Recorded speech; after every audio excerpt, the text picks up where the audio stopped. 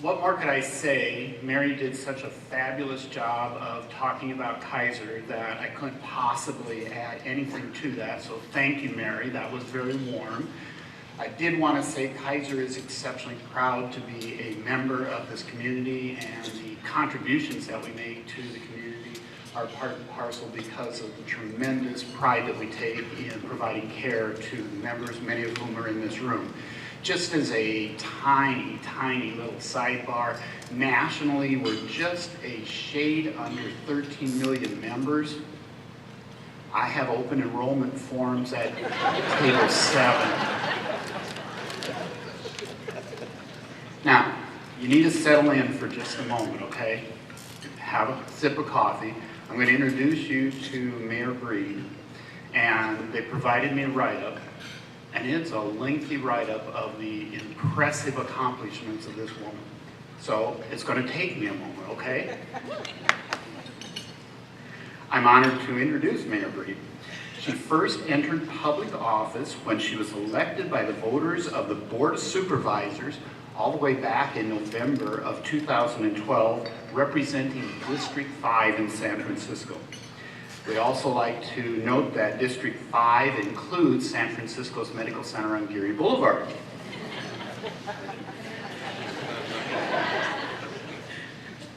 And she was born there.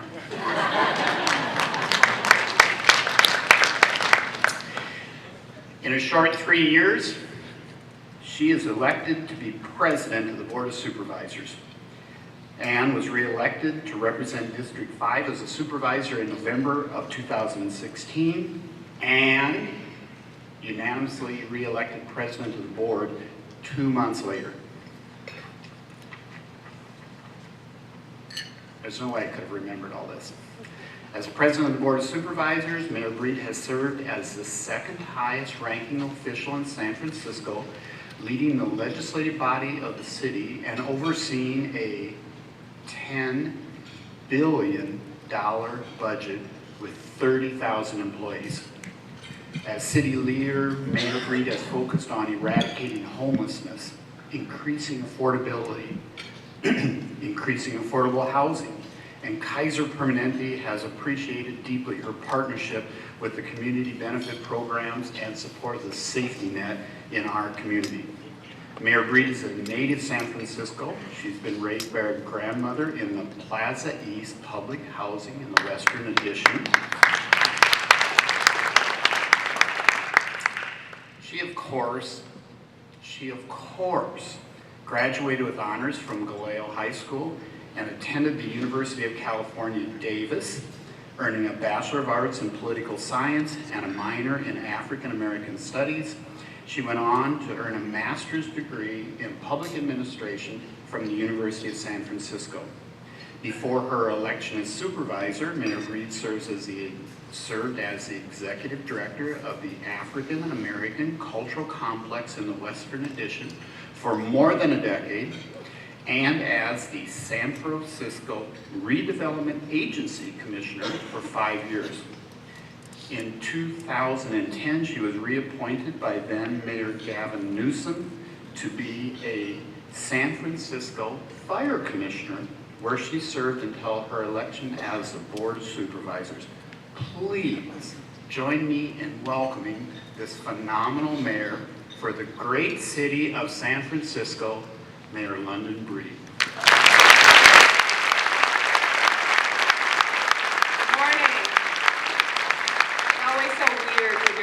Talk about you while you're standing right there, but thank you. And yes, I was born at Kaiser in the community that I grew up in, and so thank you for delivering me.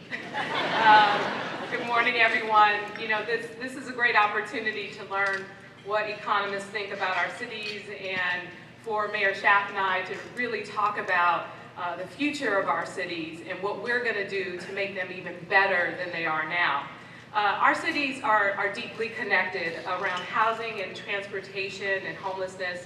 Residents from both our cities cross the bay to visit families, to work, to, of course, shop and enjoy our nightlife and all of the great events that we have in San Francisco. We are two cities, but we are one region. And as we are seeing our economies begin to grow, we face real challenges. We have not built enough housing, and we know it even though there was just talk of San Francisco doing really well. I've seen too many of the people that I actually grew up with in San Francisco leave our city and even leave the Bay Area because they couldn't find affordable housing. Housing that is actually affordable to their incomes. There are no easy fixes, and I know Mayor Schaaf shares my commitment to building more housing. We both believe in regional solutions, whether it's our work with CASA, a regional housing plan that I know Mayor Schaaf will talk about a little bit more in detail later, or partnering with our state representatives and our new governor. Housing can no longer be a city by city issue. We have to work together, large cities and small, or the Bay Area will not be affordable to workers and families. Our cities will never solve this crisis alone, but we can do better. Since taking office, this has been my focus, to get rid of the barriers and bureaucracy that get in the way of housing production and to build more housing for people of all income levels. And so in San Francisco already, during my short time in office, I'm moving forward a $300 million affordable housing bond. I directed my Department of Building Inspection to get rid of the bureaucratic red tape that gets in the way of building in-laws. We had a 900 in-laws, which are accessory dwelling units, a backlog, and just imagine putting 900 units on the market. So eliminating the backlog, and most recently, I put forth legislation to eliminate the fees for in-laws and affordable housing, 100% affordable housing projects, providing an incentive to build more affordable housing and to get these in-laws into the market now. I'm proposing a charter. I'm proposing a charter amendment to make affordable housing and teacher housing as of right, so that when a proposal is put forth that meets the zoning requirements, we need to get it built. No more delays, no more bureaucracy. And most recently, I saw the affordable housing folks clapping over there. And most recently, I just appointed Judson True, who's with us today, as our new Director of Housing Delivery. His sole job is to cut housing development in half. So Judson, you got a lot of work to do. You don't have that much time, I'm giving you a year. We know that there are many factors that go into our housing affordability crisis, but we can't just throw up our hands. We have to dig in and we have to get to work. Otherwise, our residents will suffer and our economy will suffer. We also need to invest in our transportation system. Congestion is choking our roads, and our transit systems are suffering from decades of underinvestment. We need stronger regional collaborations to build our transit system, especially to fund transformative changes and to improve how we move people around in the Bay Area. That means a second Transbay tube so that more people can ride BART, especially to access our growing Mission Bay neighborhood and to get to our new Chase Center. It means continuing to expand ferry service, and in fact today we are announcing the opening of a new ferry gate at San Francisco, which will double our downtown capacity. And so I'm really excited about that. We are investing in public transportation. It's good for our cities, but it's also good for the environment. Fewer cars on our roads means lower greenhouse gas emissions. Our workers and our residents need real transportation options if we're going to reduce congestion on our streets and our bridges. And as we build more housing and invest in our transportation system, we have to expand housing and shelter for our homeless residents, who sadly we know so many of them suffer from substance use disorder and mental illness. I see what everyone else sees on the streets. I'm frustrated, just like I know Mayor Schaaf is frustrated, but I really am optimistic about the future and what we are doing to work to get people housed and to get them the services that they need, and in many instances, a lot of work and wraparound services are required. But while we have much work to do, in San Francisco, we are seeing some results. In fact, since I've taken office in July of last year, we have been able to get almost 1,000 people off the streets. Almost 1,000 people. Now, we've done this by expanding our shelter capacity. We've added we've added 338 new shelter beds to our system. And we also did this by reconnecting people with their families in other cities across the country through our Homeward Bound program. We're working to meet what I set as an ambitious goal by adding another 1,000 shelter beds by next year. We added 50 new mental health stabilization beds, and by this year we're going to add 100 more mental health stabilization beds to help those suffering from substance use disorder and mental illness. We have to provide a variety of solutions to address this challenge. It's not a one-size-fits-all. It's not an easy problem to solve, but I'm optimistic about the future and what we are doing in San Francisco to help address this issue. But we also need to invest in our workforce, because even with a strong economy, there are people who are being left behind. Take San Francisco, historic low 2.3% unemployment rate, a sure sign of a healthy economy. But when you look beneath those numbers, unemployment amongst African Americans are 3 times that number, and amongst Latinos are 2 times that number.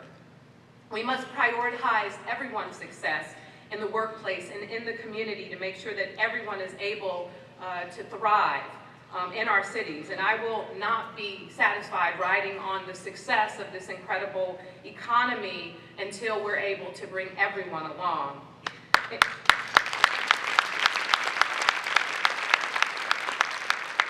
In San Francisco, we have our City Build program, which many of you in this room have partnered with us on, and we're grateful for that. This little workforce experiment has grown to be a model in the nation. We train 100 participants a year and have an incredible success rate of 84% of those 100 being placed into permanent jobs. The men and women from City Build are building the Chase Center now, and they will build our next generation of development in Central Soma and the Trans Bay and Mission Bay and our southern waterfront.